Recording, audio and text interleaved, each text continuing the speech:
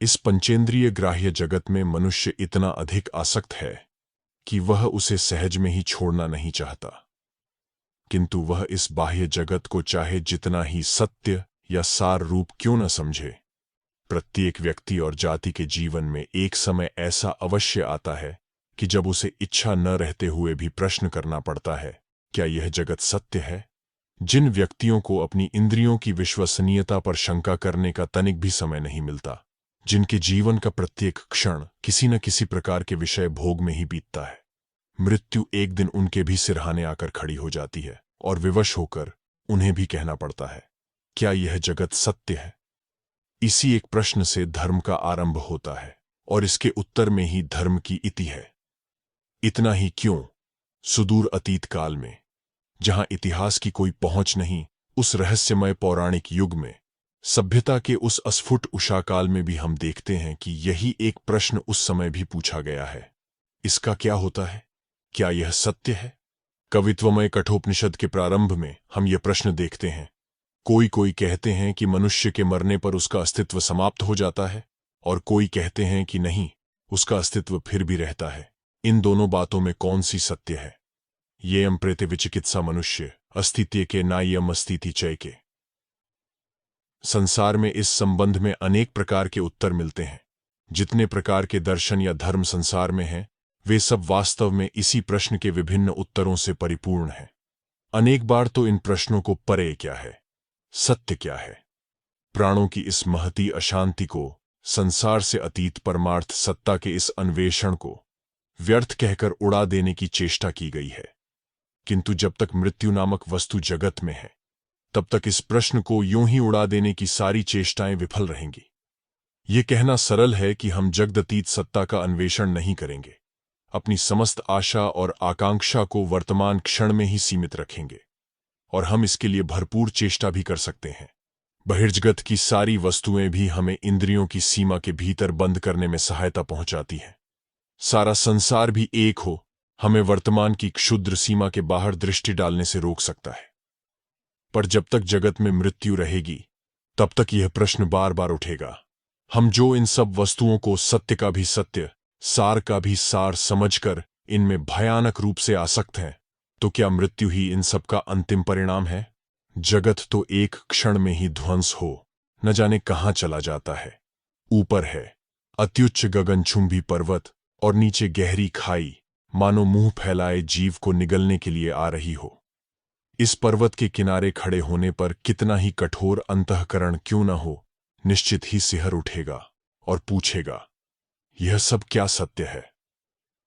कोई तेजस्वी हृदय जीवन भर बड़े प्रयत्न के साथ जिस आशा को अपने हृदय में संजोए रहा, वह एक मुहूर्त में ही उड़कर न जाने कहां चली गई, तो क्या हम इन सब आशा को सत्य कहेंगे? इस प्रश्न का उत्तर देना होगा। काल प्राणों की इस आकांक्षा की, हृदय के इस गंभीर प्रश्न की शक्ति का कभी भी इस नहीं कर सकता। प्रत्युत काल का स्रोत ज्यों-ज्यों आगे बढ़ता जाता है, त्यों-त्यों इस प्रश्न की शक्ति भी बढ़ती जाती है, और उतने ही अधिक प्रबल वेग से यह प्रश्न हृदय पर आघात करता रहता है। मनुष्य को सुखी होने की इच्छा होती है। अपने को सुखी करने के लिए वह सभी ओर दौड़ता फिरता है, इंद्रियों के पीछे पीछे भागता रहता है, पागल की भांति बाह्य जगत में कार्य करता जाता है। जो युवक जीवन संग्राम में सफल हुए हैं, उनसे यदि पूछो तो कहेंगे, यह जगत सत्य है। उन्हें सभी बातें सत्य प्रतीत होती हैं। ये ही व्यक्ति जब बूढ़े हो जाएंगे, जब सौभाग्य लक्ष्मी उन्हें बारंबार धोखा देगी, तब उनसे यदि पूछो तो शायद यही कहेंगे, अरे भाई, सब भाग्य का खेल है। इतने दिनों बाद वे जान सके कि वासना की पूर्ति नहीं होती। वे जिधर जाते हैं उधर ही मानो वज्र के समान दृढ़ दीवार उनके सामने खड़ी हो जाती है, जिसे लांघना उनके बस की बात नहीं। प्रत्येक इंद्रिय चंचलता के परिणाम स्वरूप प्रतिक्रिया होती ही है। हर वस्तु क्षणस्थायी है। विलास, वैभव, शक्ति, दारिद्र्य, यहां तक कि जीवन भी क्षणस्थायी है। मनुष्य के लिए दो उत्तर रह जाते हैं। एक है शून्यवादियों की भांति विश्वास करना कि सब कुछ शून्य है, हम कुछ भी नहीं जान सकते, भूत, भविष्य या वर्तमान के भी संबंध में कुछ नहीं जान सकते। क्योंकि जो व्यक्ति भूत भविष्य को अस्वीकार कर केवल वर्तमान को स्वीकार करते हुए उसी में अपनी दृष्टि को सीमित रखना चाहता है, वह निरा पागल है। यह तो बस वैसा ही हुआ जैसा माता पिता के अस्तित्व को अस्वीकार करते हुए संतान के अस्तित्व को स्वीकार करना। दोनों समान रूप से युक्तिसंगत है। भूत और भविष्य को अस्वीकार करने का अर्थ है वर्तमान को भी अस्वीकार करना। यह एक भाव हुआ, यह शून्यवादियों का मत।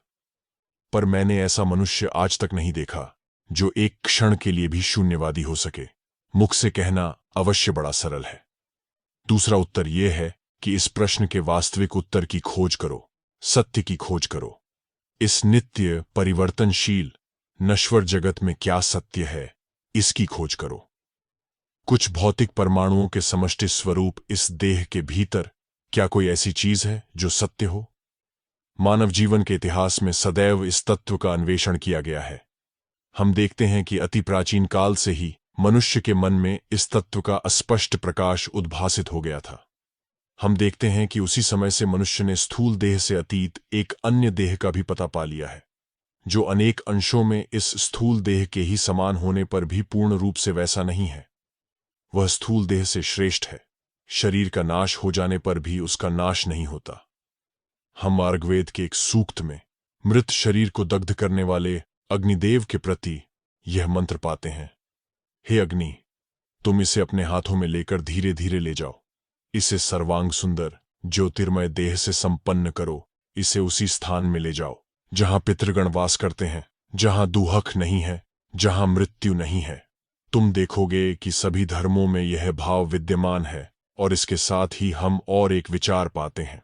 आश्चर्य की बात है कि सभी धर्म एक स्वर से घोषणा करते हैं कि मनुष्य पहले निष्पाप और पवित्र था, पर आज उसकी अवनति हो गई है।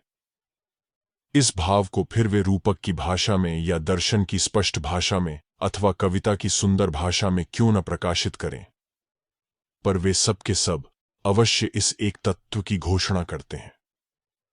सभी शास्त्रों और पुराणों में यही एक तत्व पाया जाता है कि मनुष्य जैसा पहले था वैसा अब नहीं है।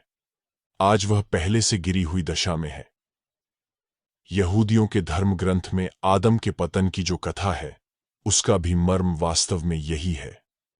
हिंदू शास्त्रों में इसका बार बार उल्लेख हुआ है। हिंदुओं ने सतयुग कहकर जिस युग का वर्णन किया है, जबकि मनुष्य की मृत्यु उसकी इच्छानुसार होती थी, जब मनुष्य जितने दिन चाहे अपने शरीर को धारण कर सकता था, जब मनुष्यों का मन शुद्ध और दृढ़ था, उसमें भी इसी सार्वभौमिक सत्य का संकेत मिलता है। वे कहते हैं कि उस समय मृत्यु नहीं थी, किसी प्रकार का अशुभ या दुख नहीं था, और वर्तमान युग उसी उन्नत अवस्था का भ्रष्ट भाव मात्र है। इस वर्णन के साथ साथ हम सभी धर्मों में जलप्लावन अर्थात प्रलय का वर्णन भी पाते हैं। प्रलय की यह कथा ही इस बात को प्रमाणित करती है कि सभी धर्म वर्तमान युग को प्राचीन युग की भ्रष्ट अवस्था ही मानते हैं। जगत की भ्रष्टता क्रमशः बढ़ती गई। इसके बाद जब प्रलय हुई तो अधिकांश जगत उसमें डूब गया। फिर उन्नति आरंभ हुई और अब यह जगत अपनी उसी प्राचीन पवित्र अवस्था को प्राप्त करने के लिए धीरे धीरे अग्रसर हो रहा है। तुम सब प्राचीन व्यवस्थान ओल्ड टेस्टामेंट के प्रलय की कथा जानते ही हो। ठीक इसी प्रकार की कथा प्राचीन बेबीलोन, मिस्र, चीन और हिंदुओं में भी प्रचलित थी। हिंदू शास्त्रों में प्रलय का इस प्रकार का वर्णन है। महर्षि मनु जब एक दिन गंगा तट पर संध्या वंदन में लगे थे तो एक छोटी सी मछली ने आकर उनसे कहा, मुझे आश्रय दीजिए। मनु ने उसी क्षण पास रखे हुए पात्र में उसे रखकर उससे पूछा, तू क्या चाहती है? मछली बोली, एक बड़ी मछली मुझे मार डालने के लिए मेरा पीछा कर रही है, आप मेरी रक्षा कीजिए। मनु उसे घर ले गए। सवेरे देखा वह बढ़कर पात्र के बराबर हो गई है। मछली बोली, मैं अब इस पात्र में नहीं रह सकती। तब मनु ने उसे एक कुंड में रख दिया। दूसरे दिन वह कुंड के बराबर हो गई और कहने लगी, मैं इसमें भी नहीं रह सकती। तब मनु ने उसे नदी में डाल दिया। सवेरे देखा कि उसका शरीर सारी नदी में फैल गया है। तब उन्होंने उसे समुद्र में डाल दिया। तब मछली कहने लगी, मनु, मैं जगत का सृष्टिकर्ता हूं, मैं प्रलय से जगत का ध्वंस करूंगा। तुम्हें सावधान करने के लिए मैं मछली का रूप धारण करके आया था। तुम एक बहुत बड़ी नौका बनाकर उसमें सभी प्रकार के प्राणियों का एक एक जोड़ा रखकर उनकी रक्षा करो और स्वयं भी सपरिवार उसमें जा बैठो। जब सारी पृथ्वी जल में डूब जाएगी, तब उस जल में तुम्हें मेरा एक सींग कांटा दिखेगा। तुम नौका को उससे बांध देना। उसके बाद जल घट जाने पर नौका से उतरकर प्रजावृद्धि करना। इस प्रकार भगवान के कथनानुसार प्रलय हुआ और मनु ने अपने परिवार सहित प्रत्येक प्राणी के एक एक जोड़े और उद्भिदों के बीजों की प्रलय से रक्षा की। और प्रलय समाप्त हो जाने पर इस नौका से उतरकर वे प्रजा उत्पन्न करने में लग गए और हम लोग मनु के वंशज होने के कारण मानव कहलाने लगे। मन धातु से मनु बनता है। मन धातु का अर्थ है मनन, अर्थात चिंतन करना। अब देखो, मानवीय भाषा उस आभ्यंतरिक सत्य को प्रकाशित करने का प्रयत्न मात्र है। मेरा तो स्थिर विश्वास है कि एक छोटा बच्चा भी अपनी अस्पष्ट तोतली बोली में उच्चतम दार्शनिक सत्य को प्रकट करने की चेष्टा कर रहा है। पर हां, उसके पास उसे प्रकाशित करने के लिए कोई उपयुक्त इंद्रिय अथवा साधन नहीं है। उच्चतम दार्शनिक और शिशु की भाषा में जो भेद है वह प्रकारगत नहीं है, वह केवल परिमाणगत है।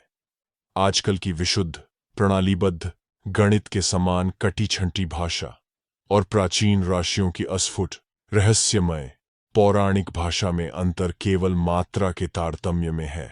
इन सब कथाओं के पीछे एक महान सत्य छिपा है, जिसे प्रकाशित करने का प्राचीन लोग मानो प्रयत्न कर रहे हैं।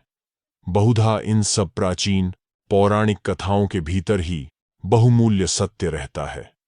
और मुझे यह कहते दुख होता है कि आधुनिक लोगों की छटपटी भाषा में बहुधा भूसी ही रहती है, तत्व नहीं। अतएव रूपक में सत्य छिपा है, यह कहकर अथवा वह अमुक तमुक के विचारों से मेल नहीं खाता, यह कहकर सभी प्राचीन बातों को एक किनारे कर देना उचित नहीं। अमुक महापुरुष ने ऐसा कहा है, अतएव इस पर विश्वास करो।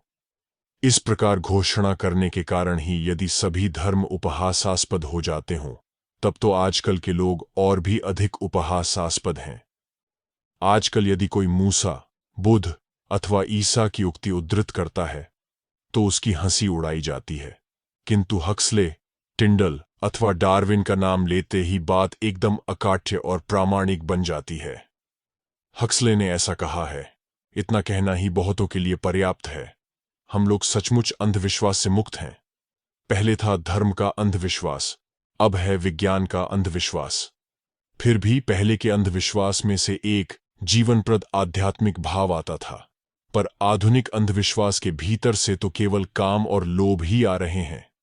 वह अंधविश्वास था ईश्वर की उपासना को लेकर, और आजकल का अंधविश्वास है महाघृणित धन, यश और शक्ति की उपासना को लेकर। बस यही भेद है। हां, तो पौराणिक कथाओं की बात चल रही थी। इन सब कथाओं में यही एक प्रधान भाव देखने में आता है कि मनुष्य जिस अवस्था में पहले था, अब उससे गिरी हुई दशा में है। आजकल के तत्वान्वेषी इस बात को एकदम अस्वीकार करते हैं। क्रम विकासवादी विद्वानों ने तो मानो इस सत्य का संपूर्ण रूप से खंडन ही कर दिया है। उनके मत से मनुष्य एक विशेष प्रकार के क्षुद्र मांसल जंतु का क्रम विकास मात्र है। अतएव पूर्वोक्त पौराणिक सिद्धांत सत्य नहीं हो सकता। पर भारतीय पुराण दोनों मतों का समन्वय करने में समर्थ है। भारतीय पुराण के मतानुसार सभी प्रकार की उन्नति तरंगाकार होती है। प्रत्येक तरंग एक बार उठती है, फिर गिरती है, गिरकर फिर उठती है और गिरती है। इसी प्रकार क्रम चलता रहता है। प्रत्येक गति चक्रों में होती है। आधुनिक विज्ञान की दृष्टि से देखने पर भी यह दिखेगा कि मनुष्य केवल क्रम विकास का परिणाम है। यह बात सिद्ध नहीं होती। क्रम विकास कहने के साथ ही साथ क्रम संकोच की प्रक्रिया को भी मानना पड़ेगा। विज्ञानवेत्ता ही तुमसे कहते हैं कि किसी यंत्र में तुम जितनी शक्ति का प्रयोग करोगे, उसमें से तुम्हें बस उतनी ही शक्ति मिल सकती है। असत कुछ नहीं से कभी भी सत कुछ की उत्पत्ति नहीं हो सकती। यदि मानव पूर्ण मानव, बुद्ध मानव, ईसा मानव एक क्षुद्र मांसल जंतु का ही विकास हो, तब तो इस क्षुद्र जंतु को भी संकुचित या अव्यक्त बुद्ध कहना पड़ेगा। यदि ऐसा न हो तो ये सब महापुरुष फिर कहां से उत्पन्न हुए? असत से कभी सत की उत्पत्ति नहीं होती। तो इसी प्रकार हम शास्त्र के साथ आधुनिक विज्ञान का समन्वय कर सकते हैं। जो शक्ति धीरे धीरे नाना सोपानों में से होती हुई पूर्ण मनुष्य के रूप में परिणत होती है, वह कभी भी शून्य से उत्पन्न नहीं हो सकती। वह कहीं न कहीं अवश्य वर्तमान थी। और यदि तुम विश्लेषण करते करते इस प्रकार के क्षुद्र मांसल जंतु विशेष या जीविसार प्रोटोप्लाज्म तक ही पहुंचकर उसी को अधिकारण सिद्ध करते हो, तो यह निश्चित है कि इस जीविसार में ही यह शक्ति किसी न किसी रूप में विद्यमान थी। आजकल यह विवाद चल रहा है कि क्या पंचभूतों की समष्टि यह देह ही आत्मा, चिंतन शक्ति या विचार आदि नामों से परिचित शक्तियों के विकास का कारण है, अथवा चिंतन शक्ति ही देहोत्पत्ति का कारण है। निश्चय ही संसार के सभी धर्म कहते हैं कि विचार नामक शक्ति ही शरीर की प्रकाशक है, और वे इसके विपरीत मत में आस्था नहीं रखते। अनेक आधुनिक विचारधाराएं कॉम्टीज पॉजिटिविज्म मानती हैं कि चिंतन शक्ति केवल शरीर नामक यंत्र के विभिन्न अंशों के एक विशेष रूप के समायोजन से उत्पन्न होती है। यदि इस द्वितीय मत को मान लिया जाए, अर्थात यह स्वीकार कर लिया जाए कि यह आत्मा या मन या इसे किसी भी नाम से क्यों न पुकारो, इस जड़ देह स्वरूप यंत्र का ही फल स्वरूप है। जिन सब जड़ परमाणुओं से मस्तिष्क और शरीर का गठन होता है, यह उन्हीं के रासायनिक अथवा भौतिक योग से उत्पन्न होने वाली वस्तु है, तब तो यह प्रश्न ही अमीमांसित रह जाएगा। शरीर की रचना कौन करता है? कौन सी शक्ति इन भौतिक अणुओं को शरीर के रूप में परिणत करती है? कौन सी शक्ति प्रकृति में पड़ी हुई जड़ वस्तु के ढेर में से कुछ अंश लेकर तुम्हारा शरीर एक प्रकार का और मेरा शरीर दूसरे प्रकार का बना डालती है? ये सब अनंत विभिन्नता कैसे होती है? ये कहना कि आत्मा नामक शक्ति शरीर के भौतिक परमाणुओं के विभिन्न संघातों से उत्पन्न होती है, ठीक वैसा ही है जैसे बैल के आगे गाड़ी जोतना। ये संघात कैसे उत्पन्न हुआ? किस शक्ति ने ऐसा कर दिया? यदि तुम कहो कि अन्य किसी शक्ति ने यह संघात कर दिया है, और आत्मा जो इस समय एक विशेष जड़ाशय के साथ संहत दिखाई दे रही है, इन्हीं सब जड़ परमाणुओं के संघात का फल है, तब तो यह कोई उत्तर न हुआ। जो मत अन्यान्य मतों का बिना खंडन किए, चाहे सबकी न हो, पर अधिकतर घटनाओं की, अधिकतर विषयों की व्याख्या कर सकता है, वही ग्राह्य है। अतएव यही बात अधिक युक्ति संगत है कि जो शक्ति जड़ तत्व को लेकर उससे शरीर का निर्माण करती है, और जो शक्ति शरीर के भीतर व्यक्त है, वे दोनों एक ही हैं। अतः यह कहना कि जो चिंतन शक्ति हमारे शरीर में व्यक्त है, वह केवल जड़ अणुओं के संयोग से उत्पन्न होती है, और इसीलिए शरीर से पृथक उसका कोई अस्तित्व नहीं, बिल्कुल निरर्थक है। इस कथन में कोई तथ्य नहीं।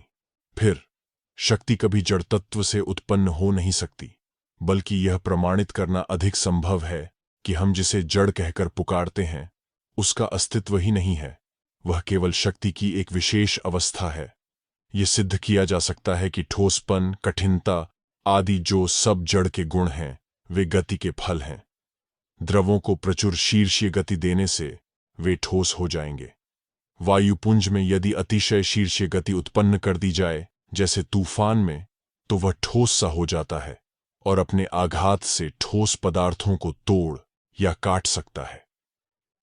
यदि मकड़ी के जाले के एक तंतु को अनंत वेग दिया जाए, तो वह लोहे की जंजीर जैसा सशक्त हो जाएगा और बड़े पेड़ तक को काट कर पार हो जाएगा। इस प्रकार से विचार करने पर यह सिद्ध करना सहज है कि हम जिसे जड़ तत्व कहते हैं, उसका कोई अस्तित्व ही नहीं है। किंतु दूसरा मत सिद्ध नहीं किया जा सकता। शरीर के भीतर यह जो शक्ति की अभिव्यक्ति देखी जाती है, यह है क्या? हम सभी यह बात सरलता से समझ सकते हैं कि यही शक्ति, फिर वह चाहे जो हो, जड़ परमाणुओं को लेकर उनसे एक विशेष आकृति मनुष्य देह तैयार कर रही है। अन्य कोई आकर तुम्हारे या मेरे शरीर को नहीं बना देता। ऐसा मैंने कभी नहीं देखा कि दूसरा कोई मेरे लिए भोजन कर लेता हो। मुझे ही इस भोजन का सार शरीर में लेकर उससे रक्त, मांस, अस्थि आदि का गठन करना पड़ता है। यह अद्भुत शक्ति क्या है? बहुतों को भूत और भविष्य संबंधी सिद्धांत भयावह प्रतीत होते हैं, बहुतों को तो वे केवल आनुमानिक व्यापार ही प्रतीत होते हैं। अतएव वर्तमान में क्या होता है, हम यही समझने की चेष्टा करेंगे। हम प्रस्तुत विषय को ही लेंगे। वह शक्ति क्या है जो इस समय हम में काम कर रही है? हम देख चुके हैं कि सभी प्राचीन शास्त्रों में इस शक्ति को, इसी शक्ति की अभिव्यक्ति को, इसी शरीर की आकृति वाला एक ऐसा ज्योतिर्मय पदार्थ माना है जो इस शरीर के नष्ट हो जाने पर भी बचा रहता है। क्रमशः हम देखते हैं कि केवल ज्योतिर्मय देह कहने से संतोष नहीं होता, एक और भी उच्चतर भाव लोगों के मन पर अधिकार करता दिखाई देता है। वह यह है कि किसी भी प्रकार का शरीर शक्ति का स्थान नहीं ले सकता। जिस किसी वस्तु की आकृति है वह बहुत से परमाणुओं की एक संहति मात्र, अतएव उसको चलाने के लिए दूसरी कोई चीज चाहिए। यदि इस शरीर का गठन और परिचालन करने के लिए इस शरीर से भिन्न अन्य किसी वस्तु की आवश्यकता होती हो, तो इसी तर्क के बल पर इस ज्योतिर्मय देह का गठन और परिचालन करने के लिए भी इससे भिन्न अन्य कोई वस्तु चाहिए। यह अन्य कोई वस्तु ही संस्कृत भाषा में आत्मा नाम से संबोधित हुई। यह आत्मा ही इस ज्योतिर्मय देह में से मानो स्थूल शरीर पर काम कर रही है। यह ज्योतिर्मय शरीर ही मन का आधार कहा जाता है और आत्मा इससे अतीत है।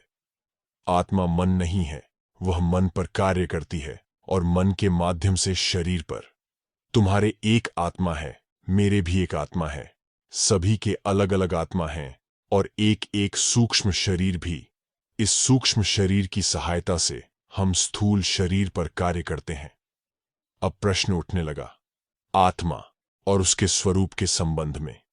शरीर और मन से पृथक इस आत्मा का क्या स्वरूप है?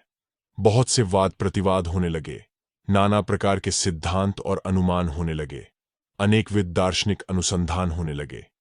इस आत्मा के संबंध में वे जिन सिद्धांतों पर पहुंचे, मैं तुम्हारे समक्ष उनका वर्णन करने का प्रयत्न करूंगा। भिन्न भिन्न दर्शनों का इस विषय में मतैक्य देखा जाता है कि आत्मा का स्वरूप जो कुछ भी हो, उसकी कोई आकृति नहीं है, और जिसकी आकृति नहीं वह अवश्य सर्वव्यापी होगा। काल का आरंभ मन से होता है, देश भी मन के अंतर्गत है। काल को छोड़ कार्य कारण भाव नहीं रह सकता। क्रम की भावना के बिना कार्य कारण भाव नहीं रह सकता। अतएव देश काल निमित्त मन के अंतर्गत है और यह आत्मा मन से अतीत और निराकार होने के कारण देश काल निमित्त से परे है। और जब वह देश काल निमित्त से अतीत है तो अवश्य अनंत होगी। अब हमारे हिंदू दर्शन का उच्चतम विचार आता है, अनंत कभी दो नहीं हो सकता। यदि आत्मा अनंत है तो केवल एक ही आत्मा हो सकती है, और यह जो अनेक आत्माओं की धारणा है, तुम्हारी एक आत्मा मेरी दूसरी आत्मा, यह सत्य नहीं है। अतएव मनुष्य का प्रकृत स्वरूप एक ही है, वह अनंत और सर्वव्यापी है, और यह प्रातिभासिक जीव मनुष्य के इस वास्तविक स्वरूप का एक सीमाबद्ध भाव मात्र है। इसी अर्थ में पूर्वोक्त पौराणिक तत्व भी सत्य हो सकते हैं कि प्रातिभासिक जीव, चाहे वह कितना ही महान क्यों न हो, मनुष्य के इस अतीन्द्रिय प्रकृत स्वरूप का धुंधला प्रतिबिंब मात्र है।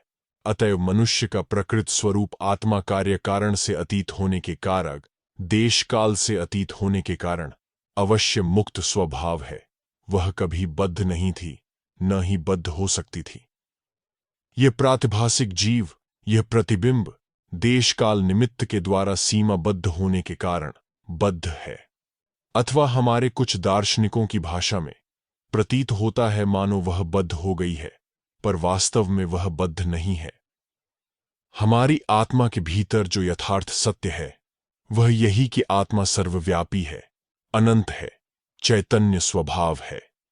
हम स्वभाव से ही वैसे हैं, हमें प्रयत्न करके वैसा नहीं बनना पड़ता। प्रत्येक आत्मा अनंत है, अतः जन्म और मृत्यु का प्रश्न उठ ही नहीं सकता। कुछ बालक परीक्षा दे रहे थे। परीक्षक कठिन कठिन प्रश्न पूछ रहे थे। उनमें यह भी प्रश्न था, पृथ्वी गिरती क्यों नहीं? वे गुरुत्वाकर्षण के नियम आदि संबंधी उत्तर की आशा कर रहे थे। अधिकांश बालक बालिकाएं कोई उत्तर न दे सके। कोई कोई गुरुत्वाकर्षण या और कुछ कह कहकर उत्तर देने लगे। उनमें से एक बुद्धिमती बालिका ने एक और प्रश्न करके इस प्रश्न का समाधान कर दिया, पृथ्वी गिरेगी कहां पर? यह प्रश्न ही तो गलत है। पृथ्वी गिरे कहां? पृथ्वी के लिए गिरने और उठने का कोई अर्थ नहीं। अनंत देश में ऊपर और नीचे नहीं होता। ये दोनों सापेक्ष देश में है। जो अनंत है वह कहाँ जाएगा और कहाँ से आएगा? जब मनुष्य भूत और भविष्य की चिंता का उसका क्या होगा, इस चिंता का त्याग कर देता है, जब वह देह को सीमाबद्ध और इसलिए उत्पत्ति विनाशील जानकर देहाभिमान का त्याग कर देता है, तब वह एक उच्चतर आदर्श में पहुंच जाता है। देह भी आत्मा नहीं और मन भी आत्मा नहीं, क्योंकि इन दोनों में इस ओर वृद्धिविद होती है। जड़ जगत से अतीत आत्मा ही अनंत काल तक रह सकती है। शरीर और मन सतत परिवर्तनशील हैं। वे दोनों परिवर्तनशील कुछ घटना श्रेणियों के केवल नाम हैं। वे मानो एक नदी के समान हैं, जिसका प्रत्येक जल परमाणु सतत चलायमान है। फिर भी वह नदी सदा एक अविच्छिन्न प्रवाह सी दिखती है। इस देह का प्रत्येक परमाणु सतत परिणामशील है। किसी भी व्यक्ति का शरीर कुछ क्षण के लिए भी एक समान नहीं रहता। फिर भी मन पर एक प्रकार का संस्कार बैठ गया है, जिसके कारण हम इसे एक ही शरीर समझते हैं। मन के संबंध में यही बात है। क्षण में सूखी, क्षण में दुखी, क्षण में सबल और क्षण में दुर्बल, वह सतत परिणामशील भंवर के समान है। अतएव मन भी आत्मा नहीं हो सकता। आत्मा तो अनंत है। परिवर्तन केवल ससीम वस्तु में ही संभव है। अनंत में किसी प्रकार का परिवर्तन हो, यह एक असंभव बात है। यह कभी हो नहीं सकता। शरीर की दृष्टि से तुम और मैं एक स्थान से दूसरे स्थान को जा सकते हैं। जगत का प्रत्येक अणु परमाणु नित्य परिणामशील है, पर जगत को एक समष्टि के रूप में लेने पर उसमें गति या परिवर्तन असंभव है। गति सर्वत्र सापेक्ष है। मैं जब एक स्थान से दूसरे स्थान को जाता हूं, तब किसी वस्तु के संदर्भ में ही, एक मेज अथवा अन्य किसी वस्तु के साथ तुलना करके ही मेरी वह गति समझ में आ सकती है। जगत का कोई परमाणु किसी दूसरे परमाणु की तुलना में ही परिणाम को प्राप्त हो सकता है, किंतु संपूर्ण जगत को एक समष्टि रूप में लेने पर किसकी तुलना में उसका स्थान परिवर्तन होगा? इस समष्टि के अतिरिक्त और कुछ तो है नहीं। अतएव यह अनंत इकाई अपरिणामी, अचल और निरपेक्ष है, और यही पारमार्थिक सत्ता है।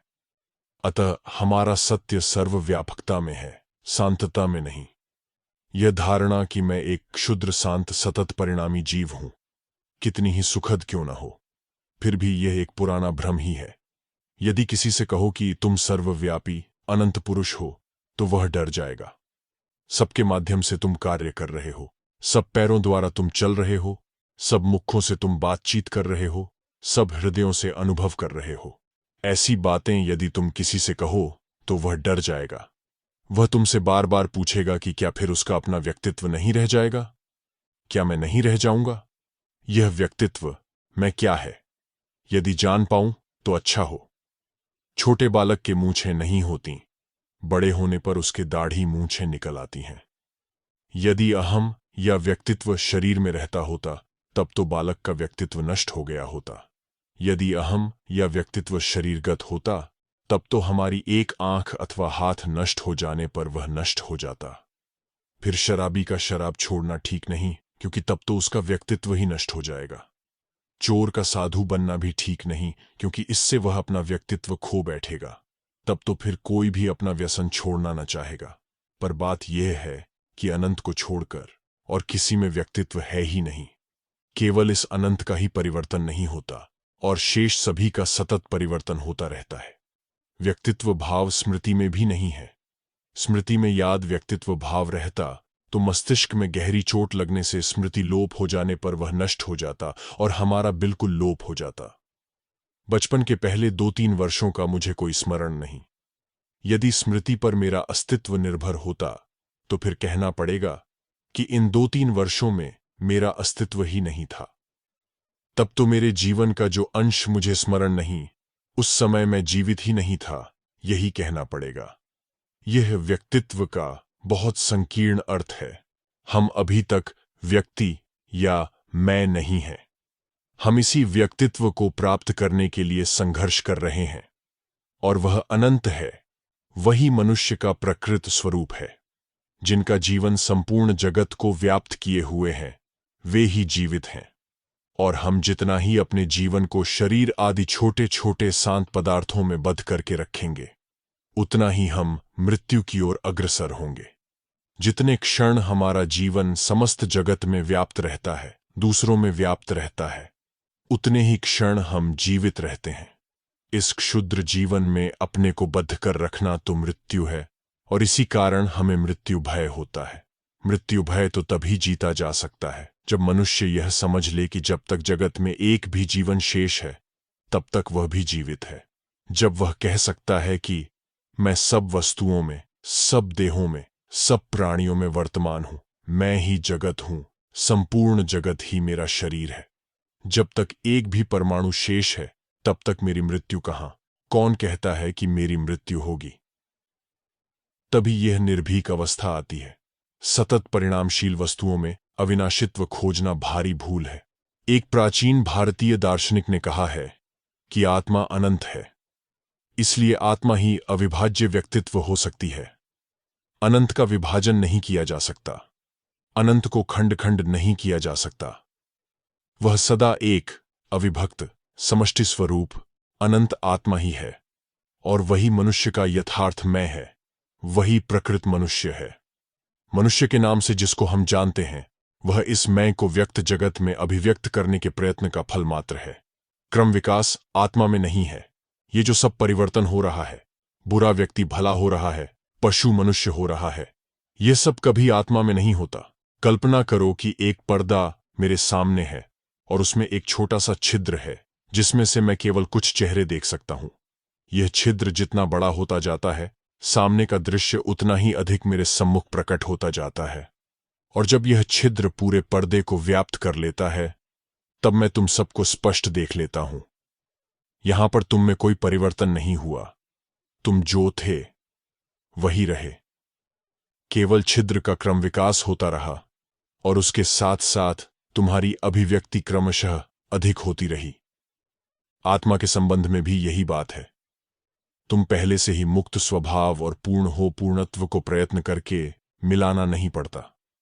धर्म, ईश्वर या परलोक संबंधी ये सब धारणाएं कहां से आई? मनुष्य ईश्वर करता क्यों घूमता फिरता है?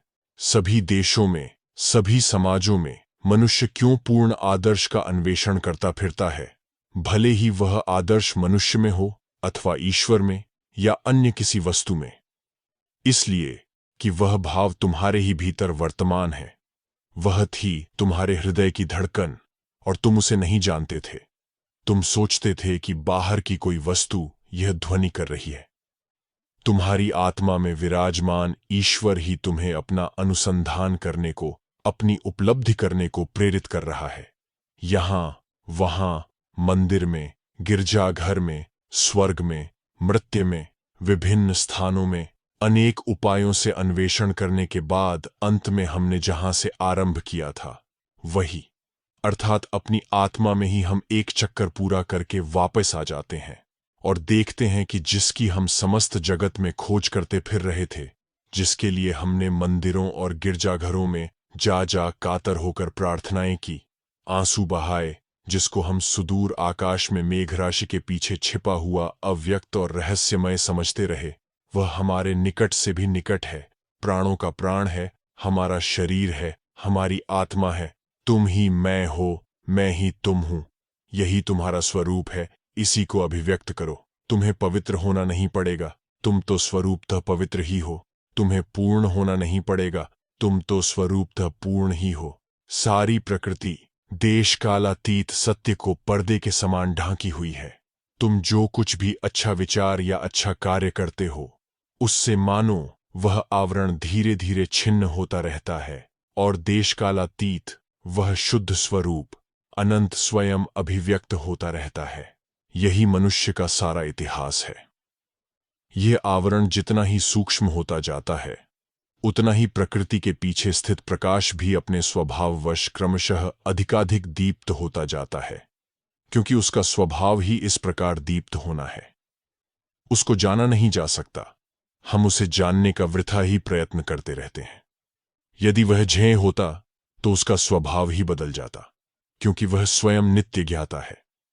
ज्ञान एक सीमाबद्ध भाव है। ज्ञान लाभ करने के लिए उसका चिंतन ज्ञेय वस्तु के रूप में विषय के रूप में करना पड़ता है। जो सारी वस्तुओं का झाता स्वरूप है, सब विषयों का विषयी स्वरूप है, इस विश्व ब्रह्मांड का साक्षी स्वरूप है, वह तुम्हारी ही आत्मा है। ज्ञान तो मानो एक निम्न अवस्था है, एक भ्रष्ट भाव मात्र है। हम ही वह नित्य ज्ञाता आत्मा है। फिर उसे हम किस प्रकार जानेंगे? प्रत्येक व्यक्ति वह आत्मा है और सब लोग विभिन्न उपायों से इसी आत्मा को जीवन में प्रकाशित करने का प्रयत्न कर रहे हैं। यदि ऐसा न होता तो ये सब नीति संहिताएं कहां से आती? सारी नीति संहिताओं का तात्पर्य क्या है? सभी नीति संहिताओं में एक ही भाव भिन्न भिन्न रूप से प्रकाशित हुआ है, और वह है दूसरों का उपकार करना। मनुष्यों के प्रति, सारे प्राणियों के प्रति दया ही मानव जाति के समस्त सत्कर्मों का पथ प्रदर्शक प्रेरक है। और ये सब मैं ही जगह हूं। ये जगत एक अखंड स्वरूप है, इसी सनातन सत्य के विभिन्न भाव मात्र हैं। यदि ऐसा न हो तो दूसरों का हित करने में भला कौन सी युक्ति है? मैं क्यों दूसरा का उपकार करूं? परोपकार करने को मुझे कौन बाध्य करता है? सर्वत्र समदर्शन से उत्पन्न जो सहानुभूति की भावना है, उसी से यह बात होती है। अत्यंत कठोर अंतःकरण भी कभी कभी दूसरों के प्रति सहानुभूति से भर जाता है। और तो और जो व्यक्ति यह आपात प्रतीयमान व्यक्तित्व वास्तव में भ्रम मात्र है, इस भ्रमात्मक व्यक्तित्व में आसक्त रहना अत्यंत नीच कार्य है। ये सब बातें सुनकर भयभीत हो जाता है। वही व्यक्ति तुमसे कहेगा कि संपूर्ण आत्मत्याग ही सारी नैतिकता का केंद्र है। किंतु पूर्ण आत्मत्याग क्या है? संपूर्ण आत्मत्याग हो जाने पर क्या शेष रहता है? आत्मत्याग का अर्थ है इस मिथ्या अहम या व्यक्तित्व का त्याग, सब प्रकार की स्वार्थपरता का त्याग। यह अहंकार और ममता पूर्व कुसंस्कारों के फल हैं, और जितना ही इस व्यक्तित्व का त्याग होता जाता है, उतनी ही आत्मा अपने नित्य स्वरूप में, अपनी पूर्ण महिमा में अभिव्यक्त होती है। यही वास्तविक आत्मत्याग है, और यही समस्त नैतिक शिक्षा का आधार है, केंद्र है। मनुष्य इसे जाने या न जाने, समस्त जगत धीरे धीरे इसी दिशा में जा रहा है, अल्पाधिक परिमाण में इसी का अभ्यास कर रहा है। बात केवल इतनी ही है कि अधिकांश लोग इसे अज्ञात रूप से कर रहे हैं। वे इसे झात रूप से करें। यह मैं और मेरा प्रकृत आत्मा नहीं है, किंतु केवल एक सीमाबद्ध भाव है। यह जानकर वे इस मिथ्या व्यक्तित्व को त्याग दें। आज जो मनुष्य नाम से परिचित है, वह जगत के अतीत उस अनंत सत्ता की एक झलक मात्र है, उस सर्वस्वरूप अनंत अग्नि का एक स्फुलिंग मात्र है, किंतु वह अनंत ही उसका यथार्थ स्वरूप है। इस ज्ञान का फल, इस ज्ञान की उपयोगिता क्या है? आजकल सभी विषयों को उनकी उपयोगिता के मापदंड से नापा जाता है। अर्थात संक्षेप में यह कि इससे कितने रुपए, कितने आने और कितने पैसों का लाभ होगा। लोगों को इस प्रकार प्रश्न करने का क्या अधिकार है? क्या सत्य को भी उपकार या धन के मापदंड से नापा जाएगा? मान लो कि उसकी कोई उपयोगिता नहीं है, तो क्या इससे सत्य घट जाएगा? उपयोगिता सत्य की कसौटी नहीं है। जो भी हो, इस ज्ञान में बड़ा उपकार तथा प्रयोजन भी है। हम देखते हैं सब लोग सुख की खोज करते हैं, पर अधिकतर लोग नश्वर मिथ्या वस्तुओं में उसको ढूंढते फिरते हैं। इंद्रियों में कभी किसी को सुख नहीं मिलता। सुख तो केवल आत्मा में मिलता है। अतएव आत्मा में इस सुख की प्राप्ति ही मनुष्य का सबसे बड़ा प्रयोजन है। और एक बात यह है कि अज्ञान ही सब दुखों का कारण है, और मूलभूत अज्ञान तो यही है कि जो अनंत स्वरूप है वह अपने को शांत मानकर रोता है, चिल्लाता है। समस्त अज्ञान का आधार यही है कि हम अविनाशी नित्य शुद्ध पूर्ण आत्मा होते हुए भी सोचते हैं कि हम छोटे छोटे मन हैं, हम छोटी छोटी देह मात्र हैं। यही समस्त स्वार्थपरता की जड़ है। ज्यों ही मैं अपने को एक क्षुद्र देह समझ बैठता हूं, त्यों ही मैं संसार के अन्यान्य शरीरों के सुख दुख की कोई परवाह न करते हुए अपने शरीर की रक्षा में, उसे सुंदर बनाने के प्रयत्न में लग जाता हूं। उस समय मैं तुमसे भिन्न हो जाता हूं। ज्यों ही यह भेद ज्ञान आता है, त्यों ही वह सब प्रकार के अमंगल के द्वार खोल देता है और सर्वविध दुखों की उत्पत्ति करता है। अतः पूर्वोक्त ज्ञान की प्राप्ति से लाभ यह होगा कि यदि वर्तमान मानव जाति का एक बिल्कुल छोटा सा अंश भी इस क्षुद्र संकीर्ण और स्वार्थी भाव का त्याग कर सके, तो कल ही यह संसार स्वर्ग में परिणत हो जाएगा। पर नाना प्रकार के यंत्र तथा बाह्य जगत संबंधी भौतिक ज्ञान की उन्नति से यह कभी संभव नहीं हो सकता। जिस प्रकार अग्नि में घी डालने से अग्निशिखा और भी वर्धित होती है, उसी प्रकार इन सब वस्तुओं से दुहुखों की ही वृद्धि होती है। आत्मा के ज्ञान बिना जो कुछ भौतिक ज्ञान अर्जित किया जाता है, वह सब आग में घी डालने के समान है। उससे दूसरों के लिए प्राण उत्सर्ग कर देने की बात तो दूर ही रही, स्वार्थी लोगों को दूसरों की चीजें हर लेने के लिए, दूसरों के रक्त पर फलने फूलने के लिए एक और यंत्र, एक और सुविधा मिल जाती है।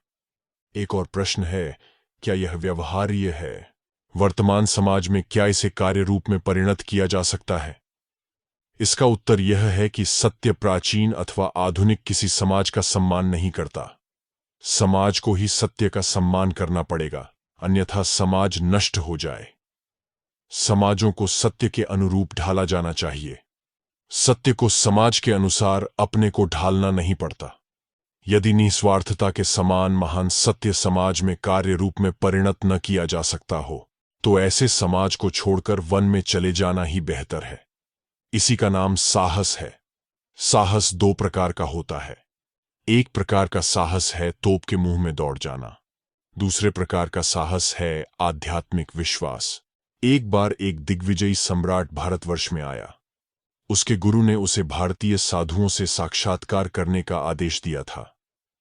बहुत खोज करने के बाद उसने देखा कि एक वृद्ध साधु एक पत्थर पर बैठे हैं।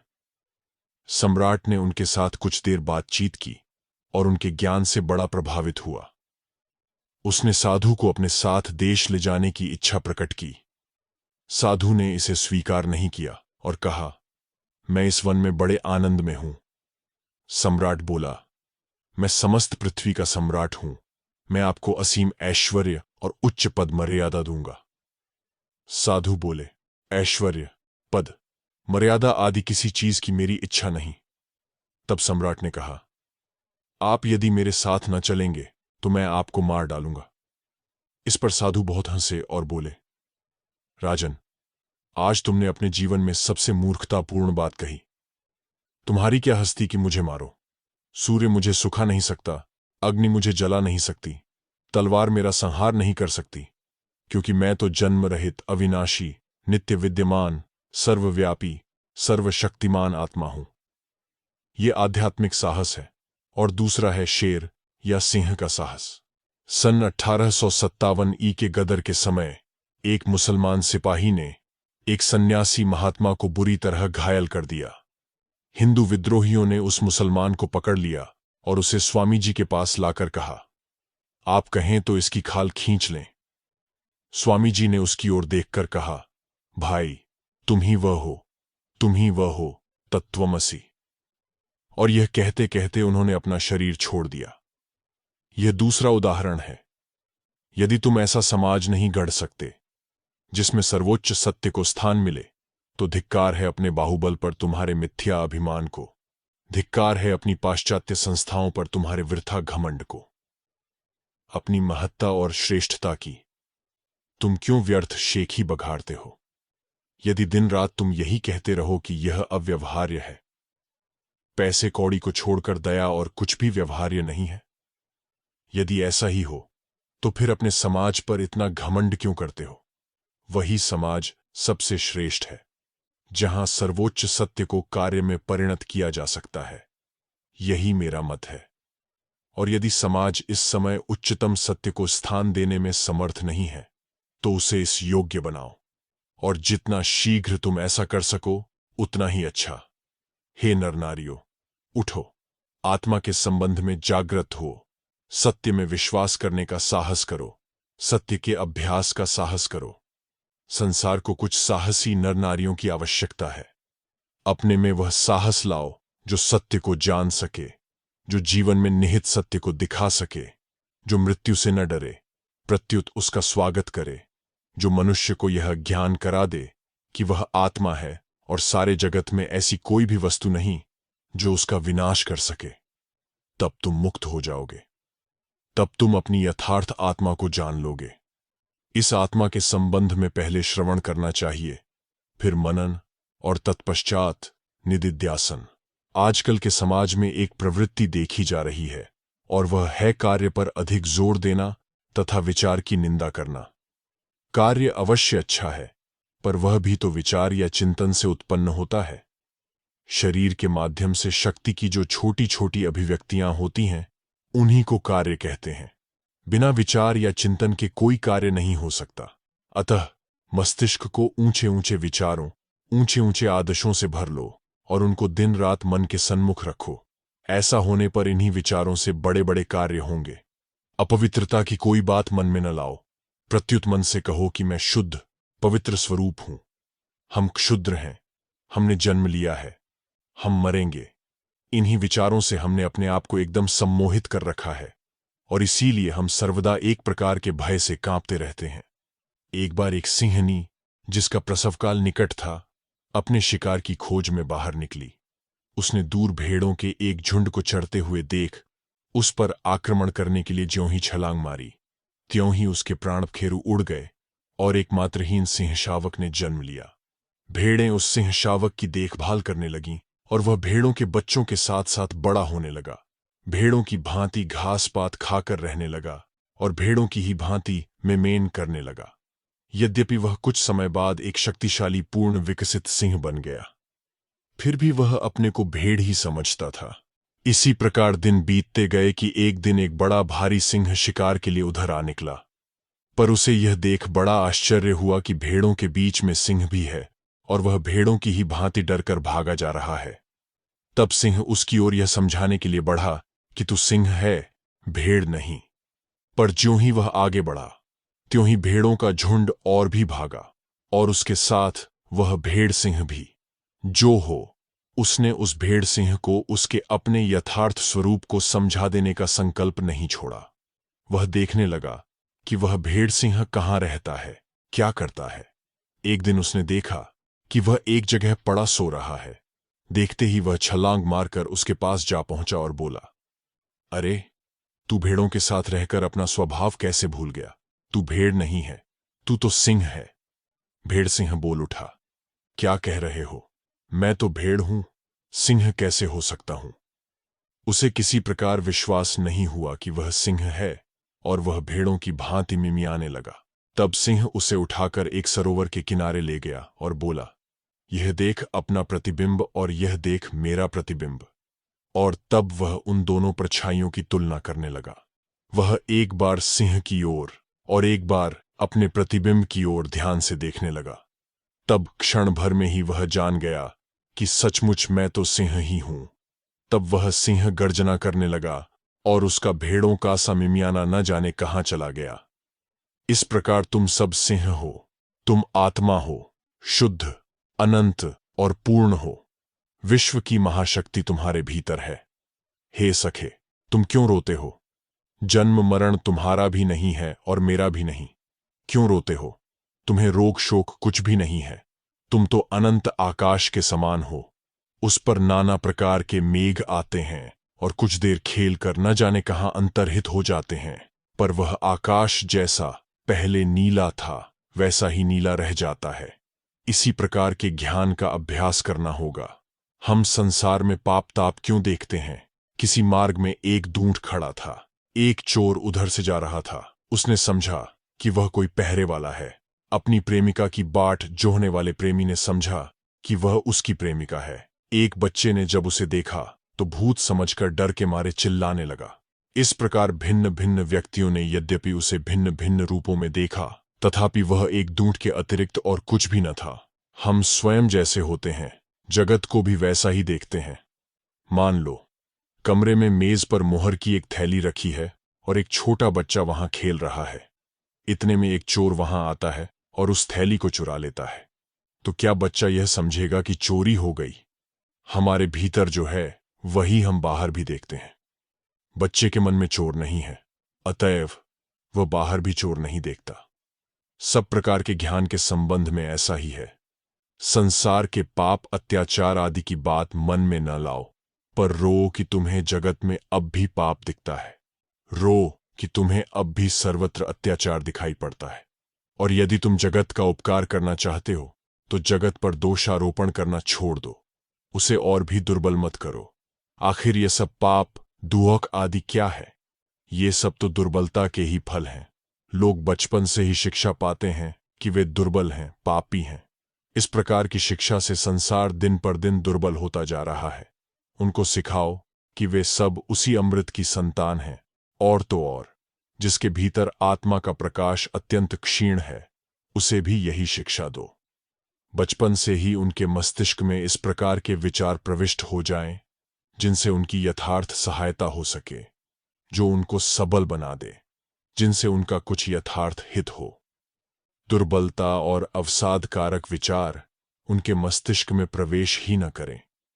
सच्चिंतन के स्रोत में शरीर को बहा दो। अपने मन से सर्वदा कहते रहो, मैं ही वह हूं, मैं ही वह हूं। तुम्हारे मन में दिन रात यह बात संगीत की भांति झंकृत होती रहे, और मृत्यु के समय भी तुम्हारे अधरों पर सोहम सोहम खेलता रहे। यही सत्य है, जगत की अनंत शक्ति तुम्हारे भीतर है। जो कुसंस्कार और भ्रम तुम्हारे मन को ढके हुए हैं, उन्हें भगा दो।